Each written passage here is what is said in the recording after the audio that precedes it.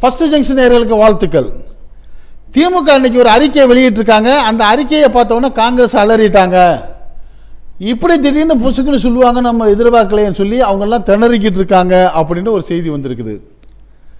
காங்கிரஸ் தலையில் இடியை இறக்குன மாதிரி அந்த அறிக்கை இருக்குது. முதலமைச்சர் வந்து நறுக்குன்னு ஒரு வார்த்தையில் சொல்லிட்டாரு. இதெல்லாம் எதிர்பார்க்காத காங்கிரஸ் வந்து தடுமாறி போயிருக்கிறாங்க. வரக்கூடிய தேர்தலில் காங்கிரஸ் வந்து திமுக கூட்டணியில் நீடிக்குமா நீடிக்காதா? இப்படிலாம் இருக்கிறப்ப திமுக வந்து ஒரு உத்தேசமான தொகுதி பங்கீடு பட்டியலை வந்து மறைமுகமாக தயார் பண்ணி வச்சுட்டாங்க. இதுதான்ப்பா ரிசல்ட்டு, இஷ்டம் இருந்தால் வாங்க, இல்லாட்டி போங்கன்னு சொல்லாமல் சொல்கிற மாதிரி அவங்க தயாராகிட்டாங்க அப்படிங்கிற மாதிரிலாம் பல செய்திகள் வருது. அப்படி திமுக தயார் பண்ணியிருக்கிற அந்த தொகுதி பங்கீடு பட்டியல் என்ன, இன்றைக்கி அவங்க வெளியிட்ட அறிக்கை என்னங்கிற விவரத்தை நீங்கள் தெளிவாக தெரிஞ்சுக்கிறதுக்கு சில நிமிடங்கள் இப்போ வாங்க நம்ம வீடியோக்குள்ளே போவோம்.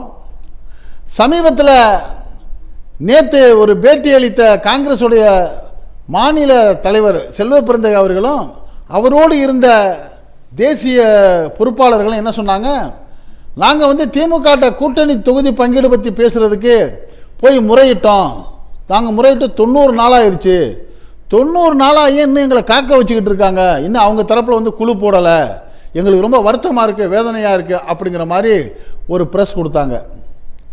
இது ஒரு பக்கம் இருக்க. இதுக்கு முன்னாடியே என்ன பண்ணிட்டாங்க, ஒரு காங்கிரஸ்காரங்க மாணிக்கம் தாகூர், பிரவீன் சக்கரவர்த்தி போன்றவங்களாம் என்ன பண்ணிட்டாங்க, எங்களுக்கு ஆட்சியிலையும் பங்கு வேணும், அதிகாரத்திலையும் பங்கு வேணும், கொடுத்தா உங்களோட இருப்பலான்ட்டு நாங்கள் தாவேக்கா பக்கம் போயிடுவோம்னு சொல்லாமல் சொல்லிக்கிட்டு ஒரு குழப்பத்தை ஏற்படுத்தினாங்க. இந்த குழப்பம் நீடிக்கிறப்போலாம் அந்த காங்கிரஸ் வந்து திமுக கூட்டணியில் இருக்குமா இருக்காதாங்கிற பிரச்சனை தொடர்ந்து ஓடிக்கிட்டே இருந்துச்சு. இது எல்லாத்தையும் கேட்டுக்கிட்டு எதுக்குமே பதில் சொல்லாமல் மௌனமாக இருந்த திமுக அது மனசுக்குள்ளே என்ன ஒரு முடிவு பண்ணிடுச்சுன்னா, இந்த காங்கிரஸ் ரொம்ப பேசுகிறாங்க, நம்ம சொல்கிறத சொல்லுவோம், வந்தால் வரட்டும் போனால் போகட்டும், வந்தாலும் சந்தோஷம் போனாலும் சந்தோஷங்கிற முடிவுக்கு வந்துட்டாங்க. அப்படிப்பட்ட நிலையில் நேற்று இந்த காங்கிரஸ் கொடுத்த ப்ரெஸ் மீட்டுக்கு அவங்களுக்கு நேராக பதில் சொல்லாமல் மறைமுகமாக திமுக அறிக்கை வெளியிட்டுருச்சு. என்ன அறிக்கை விட்டுருச்சு, நாங்கள் ஒன்றும் சும்மா இல்லைப்பா, காங்கிரஸ் வேலையில் நிறைய திமுக வந்து தேர்தல் பணி வேலையில் நிறையா பார்த்துக்கிட்டு இருக்குது. அஞ்சு மாநாடு, பொதுக்கூட்டம், இளைஞரணி கூட்டம், பூத் கமிட்டி கூட்டம், அதே மாதிரி மக்கள் சந்திப்பு, தேர்தல் அறிக்கை தயாரிப்பு, நலத்திட்டங்கள் உதவி, இப்படி பல மகளிரணி கூட்டம், பல வேலை நாங்கள் பண்ணிக்கிட்டே இருக்கோம். நாங்கள் ஒன்றும் சும்மா இல்லை உங்கள் மாதிரி, அந்த வேலைகள் நடந்துக்கிட்டே இருக்குது. இதெல்லாம் நெருக்கி முடிச்சுட்டு பிப்ரவரி 22 நாங்கள் வந்து இந்த தேர்தல் தொகுதி பங்கீடு குழு போடுவோம் அப்படின்னு ஒரு அறிக்கை வெளியிட்டுருச்சு. அப்போ அதுக்கு என்ன உள்ள அர்த்தம், நீங்கள் காங்கிரஸ் சும்மா இருந்துக்கிட்டு செய்தி சொல்லிக்கிட்டே இருக்கிறீங்க, ஆனால் நாங்கள் வேலை பார்த்துக்கிட்டே தான் இருக்கிறோம். நாங்கள் 22 குழு போட்டு சொல்லுவோம், அது வரைக்கும் உங்களுக்கு பொறுக்க முடிஞ்சால் பொறுங்கப்பா, அதுக்கு முன்னாடி ரொம்ப அவசரம்னா என்ன வேணாலும் பண்ணிக்கோங்க. ஆனால் ஒன்று, இந்த ஆட்சியில் பங்கு அதிகாரத்தில் பங்குறதுலாம் அந்த வேலையெல்லாம் இங்கே நடக்காது அப்படின்ட்டு காங்கிரஸ் தலையில் இடி விழுந்த மாதிரி, இடி இறக்கிய மாதிரி முதலமைச்சர் செய்தி சொன்ன உடனே ஐயோ இப்போ என்னையா பண்ணுறது, வேறு வழி இல்லையே, நம்ம திமுக பக்கம் தானே போயாகணும் அப்படிங்கிற ஒரு முடிவுக்கு நெருக்கி காங்கிரஸ் வந்துருச்சுன்னோ. அதுக்கு காரணம் வந்து காங்கிரஸை விட்டு எப்படியாச்சும் திமுக விட்டு எப்போயாச்சும் காங்கிரஸை பிரிக்கணும்னு எண்ணம் உள்ள மாணிக்கம் தாகூர், பிரவீன் சக்கரவர்த்தி போன்ற ஒருத்தர் 2 பேர் தான் குழப்பமான பேச்சு பேசுனாங்களே ஒழிய மற்ற எல்லா காங்கிரஸ் தலைவர்களும் திமுக கூட்டணியை தான் விரும்பினாங்க. காரணம் வந்து ராகுல் காந்தி அவர்களும் ஸ்டாலின் அவர்களும் அண்ணன் தம்பி போல நெருக்கமாக இருந்து உறவை வலுப்படுத்த விரும்புகிறாங்க. தமிழ்நாடு மாநில தலைவர் அவரும் என்ன பண்ணுறாரு, செல்வ பிறந்தகை அதைத்தான் விரும்புகிறாரு. அதனால் திமுக கூட்டணி உறுதியாகிருச்சு. இந்த கூட்டணியை குழப்பத்துறதுக்காக ஒரு சிலர் பண்ணுறாங்கல்ல குழப்பம், இந்த குழப்பம் தான் பிரச்சனை. இந்த குழப்பத்தை கேட்டுட்டு ஒரு சில அரசியல் நோக்கில் என்ன பேச ஆரம்பிச்சிட்டாங்கடா. இன்றைக்கி கூட ஒருத்தர் ஒரு தனியார் யூடியூப்பில் பேசுகிறாரு, காங்கிரஸுக்கு இங்கே என்னப்பா இருக்குது, ஒன்றுமே இல்லை, போயிடுச்சு, முடிஞ்சிச்சு. இந்தியாவில் ஏகப்பட்ட மாநிலங்களில் காங்கிரஸ் இல்லாமல் போச்சு, ஏதோ தமிழ்நாட்டிலையும் கேரளாவிலையும் இருக்குது.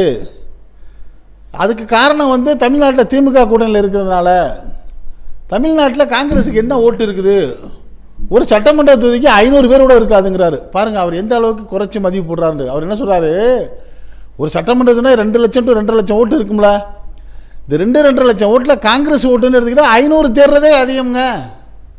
இவங்க வந்து திமுகவிட்டேருந்து பிரிஞ்சாங்கன்னா எல்லா இடத்துலையும் டெபாசிட் தாங்க போங்கிற அளவுக்கு பேட்டி கொடுத்துருக்காரு இன்றைக்கி. இப்படியெல்லாம் பேச ஆரம்பித்த பிறகு காங்கிரஸில் உள்ள சொச்சமிச்சமாக இருக்கிற தொண்டர்களுக்கு கலக்கம் ஏற்பட்டுச்சு. ஐயோ நம்ம திமுக விட்டு பிரியக்கூடாதுங்கிறத உறுதியாகிட்டாங்க. இப்படி உறுதியான நிலையில் இதையெல்லாம் கணிச்ச திமுக தான் ஒரு உத்தேச பட்டியல் போட்டுருச்சு. திமுக 22ஆம் தேதி தொகுதி பங்கீட்டுக்கு ஆள் வந்தாலும் இப்போ இருக்கிற சூழ்நிலை யாராருக்கு எத்தனை சீட்டு கொடுக்கலாம், யாரை எப்படி வைக்கலாங்கிறத ஒரு டிசைன் பண்ணிருச்சு திமுக. அதிகாரப்பூர்வமாக இல்லாமல் அவருக்குள்ளே முக்கியமான ஆளெல்லாம் சேர்ந்து ஒரு டைம் டேபிள் போட்டுட்டாங்க. அதைத்தான் வெளியிடுவாங்க. இதுக்கு உடன்பட்டவங்க திமுகவோட போவாங்க, உடன்படாதவங்கள அவங்க ரொம்ப சந்தோஷமாக போயிட்டு வாங்கன்னு சொல்லிடுவாங்கங்கிற மாதிரியும் ஒரு செய்தி வர ஆரம்பிச்சிருச்சு. அப்படி திமுக போட்டிருக்கிற ரகசியமான அந்த தொகுதி பங்கீடு நிலவரம் என்னன்னு இப்போ நம்ம சொல்கிறோம். பெரும்பாலும் 99% இப்படித்தான் வருங்கிறது பலருடைய கணிப்பாக இருக்குது. அந்த அடிப்படையில் திராவிட முன்னேற்ற கழகம் 2026 சட்டமன்ற தேர்தலுக்கு ஒதுக்கக்கூடிய சீட்டில் 167 இடங்களில் திமுக தனக்காக வச்சுக்கிறாங்க உதயசூரியன் சின்னத்தில் நிற்கிறதுக்கு. காங்கிரஸுக்கு ஏற்கனவே 25 கொடுத்தாங்க. இப்போ சேர்த்து கேட்குறதா 2 சேர்த்து கொடுப்போம் 27. அதே மாதிரி சிபிஐ, சிபிஎம், விசிக, மதிமுக ஏற்கனவே தலா 6 கொடுத்தவங்களுக்குலாம் சேர்த்து கேட்குறாங்க, 1 சேர்த்து கொடுப்போம் தலா 7. அதே மாதிரி இந்திய யூனியன் முஸ்லீம் லீக்குக்கு ஏற்கனவே 3 சீட்டு கொடுத்தாங்க. அப்போ இந்திய யூனியன் முஸ்லீம் லீக்குடைய தேசிய தலைவர் பேராசிரியர் காதர் சொன்னார், நாங்கள் 12% வாக்கு இருக்கிறோம், எங்களுக்கு 24 இடங்களை கொடுங்க. ஒட்டுமொத்த இஸ்லாமிய மக்களுக்கு, அதில் முஸ்லீம் லீக்குக்கு கேட்கல, அதில் முஸ்லீம் லீக்குக்கு ஒரு 8 தொகுதியை கொடுங்க, முடியாதபட்சம் ஒரு 5-6 கொடுங்க. மீத உள்ள இடங்களை எங்களுடைய இஸ்லாமிய கட்சிகளான மனிதநேய மக்கள் கட்சி, மனிதநேய ஜனநாயக கட்சி, எஸ்டிபிஐ, இன்னும் திமுகவில் உள்ள இஸ்லாமிய வேட்பாளர் உறுப்பினர்களுக்கு நீங்கள் போட்டியிட வாய்ப்பு கொடுங்கிற மாதிரி ஒரு அறிவிக்கை வச்சார். அப்போ திமுக இப்போ என்ன முடிவெடுத்திருக்கதா ஒரு தகவல் வருது, கசிஞ்சு வருதுன்னா, முஸ்லீம் லீக்குக்கு 3 சீட்டும், அந்த இஸ்லாமிய கட்சிகளான மனிதநேய மக்கள் கட்சிக்கு 2, மனிதநேய ஜனநாயக கட்சிக்கு 1, எஸ்டிபிஐக்கு 1, மொத்தம் 7 சீட்டு. ஆக 229 சீட்டு. இதில் முஸ்லீம் லீக், அதாவது திமுக, காங்கிரஸ், சிபிஐ, சிபிஎம், விசிக, மதிமுக, இந்திய யூனியன் முஸ்லீம் லீக் இதெல்லாம் அவங்களுடைய சொந்த சின்னத்தில் நிற்பாங்க. இப்போ புதுசாக சேர்ற மனிதநேய ஜனநாயக கட்சி, எஸ்டிபியும் சரி, ஏற்கனவே இருக்க மனிதநேய மக்கள் கட்சியும் உதயசூரியன் சின்னத்தில் தான் நிற்பாங்க. அது மட்டும் இல்லாமல் அந்த தோழமையில் வரக்கூடிய கொங்கு மக்கள் கட்சிக்கு 2, தமிழக வாழ்வுரிமை கட்சிக்கு 1, ஆதி தமிழர் பேரவைக்கு 1, மக்கள் விடுதலை இயக்கத்துக்கு 1, மொத்தம் 234 ஒதுக்கி ஒரு லிஸ்ட்டு போட்டு வச்சுட்டாங்கிற மாதிரி தகவல். சரிங்க, ஒருவேளை தேமுதிக அந்த திமுக அணிக்கு வந்தால் என்ன பண்ணுறதுங்கிறப்ப திமுக இப்படி ஒரு கணக்கு போட்டதாகவும் சொல்கிறாங்க. அது இந்த சிபிஐ, சிபிஎம், விசிக, மதிமுக, காங்கிரஸ் இந்த 5 பேருக்கு கொடுத்த சீட்டில் 1 அப்படியே எடுத்து 5 தன்னுடைய திமுக சீட்லேருந்து 1 போட்டு 6 சீட்டை தேமுதிகவுக்கு கொடுக்க தயாராக இருக்கிறாங்க. ப்ளஸ் ஒரு ராஜ்யசபா கொடுக்க தயாராக இருக்கிறாங்க அப்படிங்கிற மாதிரி ஒரு தகவல் வருது.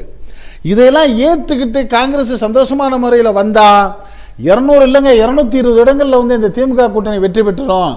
ஒருவேளை காங்கிரஸ் இதை விட்டு புனைங்கிட்டு வேறு எங்கேயாச்சும் போச்சுன்னா எந்த இடத்துலையும் வெற்றி பெறாது, அவங்களுக்கு சைவர் தான் மிச்சப்படுங்கிற மாதிரி அரசியல் நோக்கர்கள் சொல்கிறாங்க. இது பற்றிய உண்மையான நிலைமை என்னங்கிறது 2026 தேர்தலுக்கு பிறகு தான் தெரிய வரும். ஆக எப்படி இருந்தாலும் தமிழ்நாட்டில் காங்கிரஸ் ஒரு நிலையான சீட்டுகளை பண்ணோம்னா அது திமுக கூட்டணியை தவிர வேறு இடத்துல இருக்கிறதுக்கு வாய்ப்பே இல்லைங்கிறது தான் காங்கிரஸில் உள்ள பெரும்பாலான தலைவர்களுடைய முடிவும் அதுவாக தான் இருக்குது. நடுநிலையாளர்கள், அரசியல் நோக்கர்களும் அதை தான் விரும்புகிறாங்க. அதனால நிச்சயமாக அந்த திமுக காங்கிரஸ் கூட்டணி தான் ஒன்று சேரும். அதில் தொகுதி பங்கீடு விஷயங்களில் தேவையில்லாத பேச்சுக்களை பேசி நடுவில் இந்த ஜெல்லாகிறத உடைச்சி விடக்கூடாது அப்படிங்கிற ஒரு எண்ணம் தான் பெரும்பாலான எல்லாருக்கும் இருக்குது. இது பற்றிய உங்களுடைய கருத்துக்களை நீங்கள் இந்த ஃபர்ஸ்ட் ஜங்ஷன் கமெண்ட் பாக்ஸில் கமெண்ட்ஸ் பண்ணுங்கள். இதே போல் நாட்டில் 4 பக்கம் வரக்கூடிய செய்திகளை வாயில் வந்ததை அடித்து விடாமல் வரக்கூடிய தகவல்களை நல்லா ஆராய்ஞ்சு அலசி பார்த்து அதோடைய உண்மைத்தன்மை புரிஞ்சு செய்தி வெளியிடக்கூடிய நம்ம ஃபர்ஸ்ட் ஜங்ஷன் சேனல் இது மாதிரி ஏற்கனவே பல கருத்துக்களை முன்கூட்டி வெளியிட்டிருக்கு. அது மிக சரியாக இருக்குன்னு பின்னாடி சில மாதங்களுக்கு பிறகு எடுத்து காமிச்சிருக்கு. அதே போல் இப்போ நம்ம சொன்ன செய்தியை நீங்கள் மனசில் வச்சுக்கிட்டு இந்த செய்தியை பார்த்துட்டு இன்னும் சில வாரங்கள் சென்று பார்த்தீங்கன்னா நாங்கள் சொன்ன தகவல் தான் நிச்சயமாக வரும். அப்போ உங்களுக்கு புரிஞ்சுக்கிறதுக்கு ஒரு வாய்ப்பு இருக்கும். பரவாயில்ல, இந்த ஃபர்ஸ்ட் ஜங்ஷன் சேனல் சொல்லக்கூடிய தகவல்கள்லாம் பெரும்பாலும் 199% டேலி ஆகுதுங்கிறது உங்களுக்கே புரிய வரும். அந்த அடிப்படையில் தான் நம்ம சொல்கிறோமோ ஒழிய எந்த ஒரு கட்சிக்கு சார்பாகவோ யாரையும் உயர்த்தியோ யாரையும் மட்டப்படுத்தியோ சொல்லலை. காரணம் இன்றைக்கி உள்ள சூழ்நிலையில் பெரும்பாலான மக்களுக்கு நலத்திட்டங்கள் வீட்டுக்கு ஏதாச்சும் ஒரு வகையில் போய் சேர்ற மாதிரி திமுக செஞ்சுருக்கிறாங்க. அது மகளிருக்கு வந்து உரிமை தொகையாக இருக்கட்டும், மாணவ மாணவிகளுக்கு கொடுக்குற கல்வி உதவியாக இருக்கட்டும், இலவச பஸ் பயணங்களாக இருக்கட்டும், காலை உணவு திட்டமாக இருக்கட்டும், இப்படி பலவிதமான அவங்க செய்யக்கூடிய உதவிகள் வந்து எப்படியாச்சும் ஒரு வீட்டில் ஒருத்தருக்காச்சும் அந்த உதவி போயிடுச்சுங்கிறப்ப அந்த வீட்டிலேருந்து ஒரு ஓட்டு 2 ஓட்டு கன்ஃபார்மாக திமுகவுக்கு வருங்கிற மாதிரி சூழ்நிலை இருக்கிறதுனால கிட்டத்தட்ட ஸ்ட்ராங்கான கூட்டணியாகவும் இருக்கிறதுனால அவர்கள் தான் வருவாங்கங்கிற மாதிரி கருத்துக்களை பலரும் சொல்கிறாங்க. இது பற்றிய உங்களுடைய கருத்துக்களை நீங்கள் இந்த ஃபஸ்ட்டு செஞ்ச கமெண்ட் பாக்ஸில் கமெண்ட்ஸ் பண்ணுங்கள். இந்த செய்தி பிடிச்சிருந்தா இதுக்கு ஒரு லைக் கொடுங்க.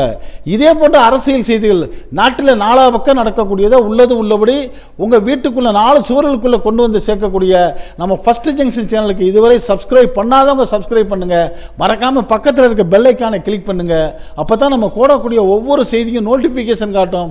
நீங்கள் விரும்பியதை பார்க்கலாம். என்று இணைந்திருப்போம். உங்கள் நண்பன் அஷ்ரஃப் அலி. நன்றி, வாழ்த்துக்கள்.